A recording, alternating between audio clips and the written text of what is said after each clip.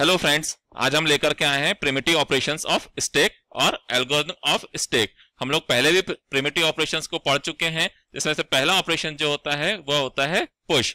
Push एक प्रकार की टर्म्स होती है जो स्टैक की टॉप पोजीशंस के ऊपर एक एलिमेंट को ऐड करती है या इंसर्ट करती है, मगर इसके लिए हमारे स्टैक में स्पेस होना अत्यंत आवश्यक है। यदि स्टैक हमारा फुल होगा तो वह ओवरफ्लो कंडीशंस को रिप्रेजेंट करेगा। ये हम लोग पहले भी पढ़ चुके हैं। अब हम बात करते हैं प्रोसीजर की, कि जो प्रोसीजर यहाँ पर यूज की गई है वह प्रोसीजर है पुश प्रोसीजर या पुश फंक्शन, जिसके अंदर स्टैक वह हमारा स्टैक है जिसके अंदर हमें एलिमेंट को ऐड करना है, और टॉप हमारा वह वेरिएबल है या उस लोकेशन को रिप्रेजेंट कर रहा है जिस लोकेशन के ऊपर हम डेटा को इंसर्ट करना चाहते हैं। मैक्स स्टैक स्टैक की मैक्सिमम पोजीशंस को या मैक्सिमम लोकेशन को बताता है कि उस स्टैक के अंदर हम कितने डेटा एलिमेंट को स्टोर कर सकते हैं। और आइटम वह वेरिएबल है जिसको हम स्टैक की टॉप पोजीशन पर ऐड करना चाहते हैं। तो इस प्रोसीजर का यूज हम लोग स्टैक के अंदर डेटा आइटम को पुश करने के लिए करेंगे। इसी प्रकार पॉप एक टर्म होती है जो स्टैक की टॉप पोजीशन से एक एलिमेंट को डिलीट करने के लिए या रिमूव करने के लिए यूज की जाती है। मगर हमें यहां पर भी यह ध्यान रखना होता है कि हमारा स्टैक कहीं पहले से एम्प्टी या खाली तो नहीं है। यदि स्टैक हमारा एम्प्टी या खाली होगा तो अंडरफ्लो कंडीशन आ सकती है। यहां पर जो प्रोसीजर यूज की जाएगी वह प्रोसीजर होती है पॉप। इस पॉप प्रोसीजर के अंदर हमारा स्टैक होता है, जिस स्टैक के ऊपर हमें ऑपरेशन को परफॉर्म करना है या जिस स्टैक के अंदर से हमें एलिमेंट को निकाल करके डिलीट करना है।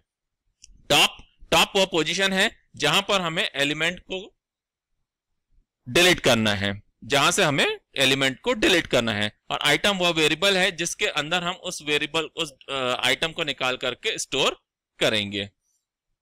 यहां पर हमारा एक एग्जांपल दिया हुआ है सिंपल सा। हमारे पास में एक एम्प्टी स्टैक है, इस एम्प्टी स्टैक के अंदर हम एलिमेंट को पुश करना चाहते हैं। तो हमने सबसे पहले वन एलिमेंट को हम लोगों ने पुश किया। पुश मेथड की सहायता से ये हमारा इंसर्ट होता है और वन जो है वो हमारा टॉप एलिमेंट बन जाता है। इसके बाद में हम लोग नेक्स्ट डेटा एलिमेंट को इंसर्ट करते हैं जो कि 2 होता है। इसे के लिए भी हम लोग पुश मेथड को यूज करते हैं और पुश मेथड को यूज करने के बाद में 2 जो होता है वो हमारा टॉप एलिमेंट बन जाता है। फिर हम लोग तीसरा डेटा आइटम को इंसर्ट करते हैं जो कि 3 है, और इसे भी इंसर्ट करने के लिए पुश मेथड का यूज किया गया है। और अब हमारा 3 जो है वो हमारी टॉप पोजीशन पर है। हम मान लेते हैं कि हमारा जो ये स्टैक है, इस स्टैक का मैक्सिमम साइज 3 है, अर्थात हम इसमें 3 से ज्यादा एलिमेंट को इंसर्ट नहीं कर सकते। मगर अब हम इस कंडीशन में यहां पर अगर नया एलिमेंट इंसर्ट करने की कोशिश करेंगे या फोर्थ एलिमेंट इंसर्ट करने की कोशिश करेंगे तो ये ओवरफ्लो कंडीशंस को रिप्रेजेंट करेगा। क्योंकि हमारे स्टैक में चौथे डेटा एलिमेंट को स्टोर करने के लिए स्पेस अवेलेबल नहीं है। इसमें स्टैक का जो मैक्सिमम साइज था वो 3 था। अब हम यहाँ पर नेक्स्ट प्रोसीजर जो है उसे हम लोग एग्जीक्यूट कराते हैं जो कि है पॉप। पॉप मेथड क्या करती है, एलिमेंट की टॉप पोजीशन से एक डेटा आइटम को रिमूव करती है। तो टॉप पोजीशन पर हमारा 3 एलिमेंट था जो 3 को रिमूव किया जा रहा है पॉप मेथड की सहायता से। अब इसके बाद में जो 2 है, ये 2 हमारा टॉप एलिमेंट बन जाएगा। और फिर से हम जब पॉप ऑपरेशन को परफॉर्म करेंगे तो पॉप ऑपरेशन को परफॉर्म करने के बाद में यहां से 2 को डिलीट कर दिया जाएगा या रिमूव कर दिया जाएगा। और इस ऑपरेशन को परफॉर्म करने के बाद में 1 जो है वो हमारा टॉप एलिमेंट बन जाएगा। और यदि हम फिर से पॉप ऑपरेशन को यहां पर परफॉर्म करते हैं तो 1 को यहां से रिमूव कर दिया जाएगा और हमें एम्प्टी स्टैक प्राप्त हो जाएगा। अब हम यहां पर अगर फिर से एक डेटा आइटम को रिमूव करने की कोशिश करते हैं तो अंडरफ्लो कंडीशन आने के चांसेस हैं। क्योंकि हमारे पास में यहां पर कोई भी डेटा आइटम नहीं है। अब हम बात करते हैं प्रिमिटिव ऑपरेशंस और एल्गोरिथम की। तो हमारी जो पहली एल्गोरिथम थी या पहली जो प्रोसीजर थी जो हम लोगों ने देखी थी वह थी पुश। तो पुश मेथड के अंदर हम लोगों ने देखा स्टैक को पास किया गया है जिस स्टैक के अंदर हमें डेटा आइटम को इंसर्ट करना है। टॉप वह पोजीशन है जिस पोजीशन के ऊपर हमें डेटा आइटम को इंसर्ट करना है। मैक्स स्टैक उस स्टैक का मैक्सिमम साइज है जिसके अंदर डेटा एलिमेंट को स्टोर किया जा सकता है। और आइटम वह वेरिएबल है जो हमें डेटा आइटम के रूप में स्टैक के अंदर स्टोर करना है। तो अब हम लोग यहां पर देखते हैं कि यह प्रोसीजर क्या करती है, इंसर्ट करती है एक एलिमेंट को स्टैक के अंदर। सबसे पहले हम लोग यह चेक कर लेते हैं कि हमारा स्टैक जो है वह स्टैक फुल तो नहीं है या पहले से भरा हुआ तो नहीं है।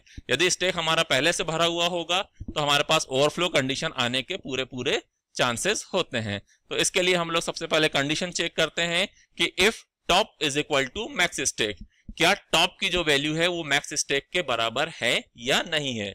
यदि टॉप की वैल्यू मैक्स स्टैक के बराबर होगी तो यहाँ पर ओवरफ्लो कंडीशन आएगी, और जैसी ओवरफ्लो कंडीशन आती है तो हमारा जो प्रोग्राम है वो तुरंत यहीं से एग्जिट हो जाता है या रिटर्न हो जाता है। बट यदि हमारा जो टॉप एलिमेंट है वो मैक्स स्टैक के बराबर नहीं है, अर्थात हमारे स्टैक के अंदर स्पेस अभी खाली है, तो हम लोग क्या करेंगे, टॉप की जो पोजीशन है उसे 1 से इंक्रीज कर देंगे। मान लीजिए अभी फिलहाल में टॉप की पोजीशन 5 है, या हम लोगों ने पुराने एग्जांपल को हम लोग देखते हैं तो पुराने एग्जांपल में हमारे पास में टॉप की जो पोजीशन थी वो 3 थी, तो हम टॉप प्लस 1 कर देंगे तो टॉप की नई पोजीशन हो जाएगी 4, और हम 4 के ऊपर डेटा आइटम को इंसर्ट कर सकते हैं। तो स्टैक की टॉप पोजीशन के ऊपर हम लोग आइटम को यहाँ पर इंसर्ट कर देते हैं, जिससे हमारे डेटा आइटम को आसानी से स्टैक के अंदर स्टोर कर लिया गया है और हम यहां से बाहर निकल जाते हैं। तो ये एक ऑपरेशन है या एल्गोरिथम है जिसकी सहायता से हम लोग स्टैक के अंदर एक डेटा आइटम को इंसर्ट कर सकते हैं या ऐड कर सकते हैं। बिल्कुल सिंपल सी मेथड है, पुश मेथड है हमारी।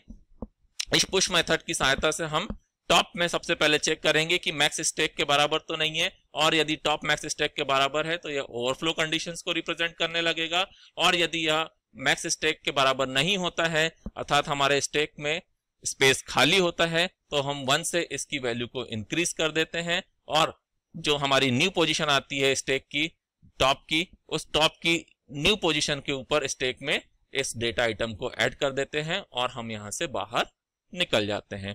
इसी प्रकार जो सेकंड प्रोसीजर है या सेकंड जो एल्गोरिथम है स्टैक के अंदर ऑपरेशंस को परफॉर्म करने के लिए जो यूज की जाती है वह है पॉप।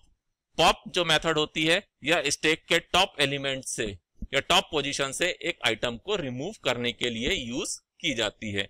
तो यहां पर हमें सबसे पहले यह चेक करना होगा कि हमारा स्टैक पहले से खाली तो नहीं है, और यदि स्टैक हमारा पहले से खाली है तो हम उसे कंडीशंस के द्वारा चेक करेंगे कि टॉप की वैल्यू 0 के बराबर है या नहीं है, और यदि टॉप की वैल्यू 0 के बराबर होती है तो यहाँ पर यह रिप्रेजेंट करता है कि ये अंडरफ्लो कंडीशन आ रही है, और यदि अंडरफ्लो कंडीशन आती है तो हम यहीं से फंक्शन से बाहर निकल जाएंगे। बट यदि अगर हमारे स्टैक के अंदर पहले से कोई एलिमेंट है उसकी वैल्यू टॉप की वैल्यू जो है वो 0 के बराबर नहीं है, तो हम लोग यहाँ पर क्या करेंगे, सबसे पहले स्टैक के टॉप एलिमेंट पर जो भी डेटा होगा उस डेटा को निकाल करके हम आइटम नाम के वेरिएबल के अंदर स्टोर कर लेंगे, और स्टोर करने के बाद में टॉप की वैल्यू को 1 से माइनस कर देंगे। अर्थात टॉप की वैल्यू मान लीजिए 4 थी तो अब क्या हो जाएगी, टॉप की वैल्यू 3 हो जाएगी। अर्थात टॉप की जो 4th पोजीशन थी उस 4th पोजीशन पर जो भी एलिमेंट था वो आइटम नाम के वेरिएबल के अंदर चला गया, और जैसे ही हम लोगों ने टॉप की वैल्यू को 1 से माइनस किया हमारे स्टैक के टॉप पोजीशन से एक डेटा आइटम को रिमूव कर दिया गया है और हम फिर यहां से बाहर निकल जाते हैं। तो इस प्रकार से हम पॉप प्रोसीजर के द्वारा या पॉप एल्गोरिथम के द्वारा स्टैक से एक डेटा आइटम को रिमूव कर सकते हैं। इसके लिए हमें सबसे पहले टॉप की वैल्यू को चेक करना होगा कि टॉप की वैल्यू 0 के बराबर तो नहीं है। यदि 0 के बराबर है तो यहाँ पर अंडरफ्लो कंडीशन आएगी और हम वहां से बाहर निकल जाएंगे, और यदि यह 0 के बराबर नहीं होता है तो हम स्टैक की टॉप पोजीशन से एक डेटा आइटम को निकाल करके आइटम नाम के वेरिएबल के अंदर स्टोर कर लेंगे और टॉप की वैल्यू को 1 से डिक्रीज कर देंगे। तो इस प्रकार से हम एक डेटा आइटम को स्टैक से रिमूव कर सकते हैं। Thank you so much for your attention.